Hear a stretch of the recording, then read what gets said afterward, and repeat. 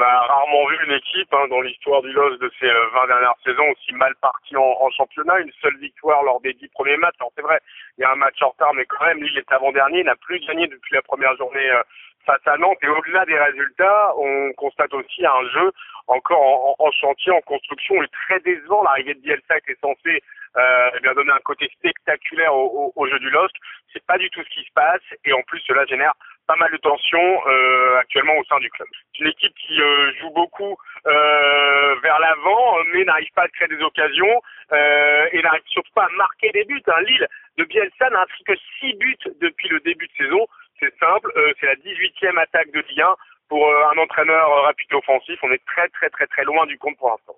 Je pense que l'erreur originelle de Bielsa, c'est de n'avoir conservé quasiment aucun cadre du LOSC de ces dernières années qui aurait pu faire un peu le lien avec ces nouveaux joueurs qui sont certes soi-disant talentueux, mais qui pour la plupart débarquent complètement dans un nouveau pays, dans un nouveau championnat et ont besoin d'un temps d'adaptation. Il a décidé de tout changer du sol au plafond au LOSC. Alors évidemment, ça prend du temps, mais il pensait être tellement prêt tout de suite que là, on se rend compte que Lille ne sera pas dans ses objectifs affichés en début de saison, c'est-à-dire le top 5.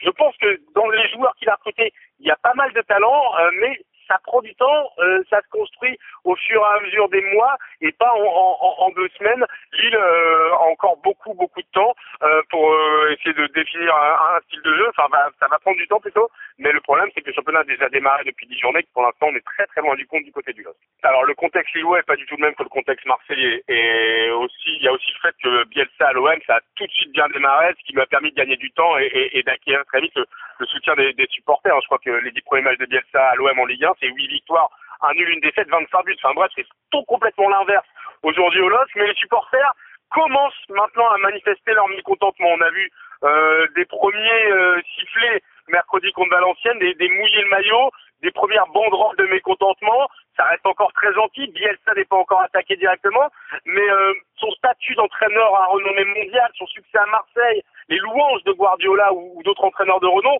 font que certains se demandent si ce ne sont pas eux qui sont en train de faire des erreurs. Ils ont envie de laisser du temps à Bielsa. Mais le temps presse, on est déjà fin octobre, Lille va défier Marseille, il est possible que ça se passe mal au vu de la forme des deux équipes. La semaine prochaine, il y aura un match à Metz qui est dernier du classement pour une espèce de nullico de la Ligue 1. Il faut vite redresser la barre du côté lillois. Je pense que Bielsa a encore du temps, mais si à la trêve hivernale, il est toujours dans cette situation-là, ça va commencer sérieusement à chauffer. De toute façon, il y a déjà beaucoup de questions qui commencent à se poser.